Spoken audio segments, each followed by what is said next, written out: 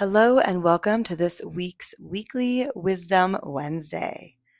So, last week we explored what it looks like to take coherent action in that magical, messy middle space, right?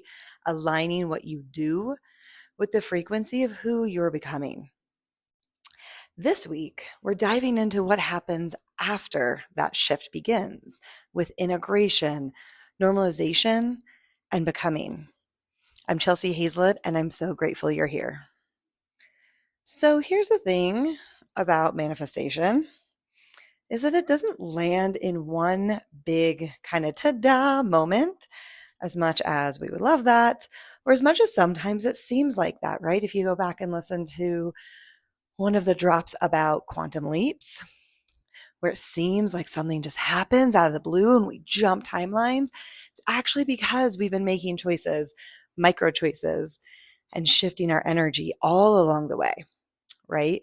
And so it's not as though, we will get to pull up the app and add what we want to our cart and then decide when it gets here, right? I would like to manifest this kind of house and this car and this income. And I would like it delivered perfectly on my board by, how about 48 hours, right? As I don't actually think life would be so boring if that's actually how it worked, right? So, how it actually arrives, how it actually happens is through shifts in identity, right? And those can be micro shifts and they can be big shifts, right?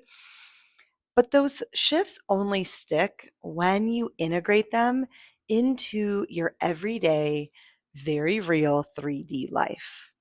So let's break this down a little bit.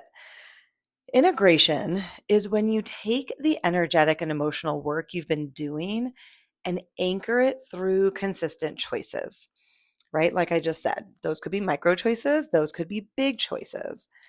But it's really the process of saying, this isn't just a breakthrough I had yesterday, I had last week with my coach, with my friend. This is who I am now.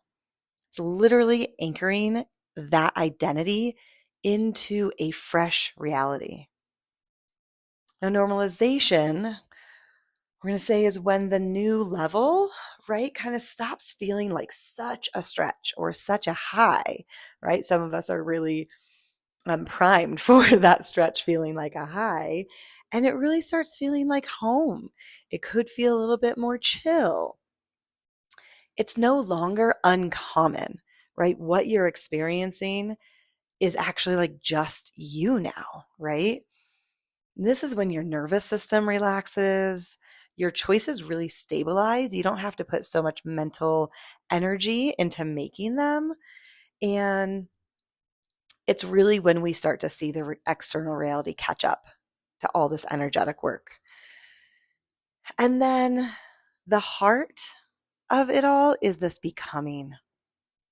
And becoming isn't about chasing that next identity. It's actually fully inhabiting the one you've already stepped into because it feels inevitable, right? What is it like to know that who you're becoming feels inevitable? And here's something that has come up really recently for me is this reframe around imposter syndrome. And one of my mentors, Shoshana Raven, offered up this beautiful analogy. And it's really stuck with me. And it's like, wait a minute, that who am I? Who am I to do this? Who am I to be this? Who am I? Who am I?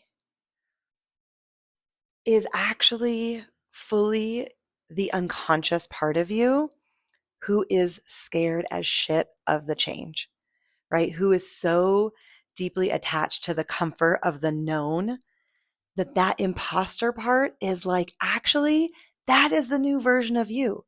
That is your future self saying, hey, I'm here. I'm making choices that feel so stretchy that I'm moving into this new identity, right? So, yeah, I just really invite you to take that in. And when that, God, who am I to do this? It's you know who you are? You are your freaking future self in motion right now.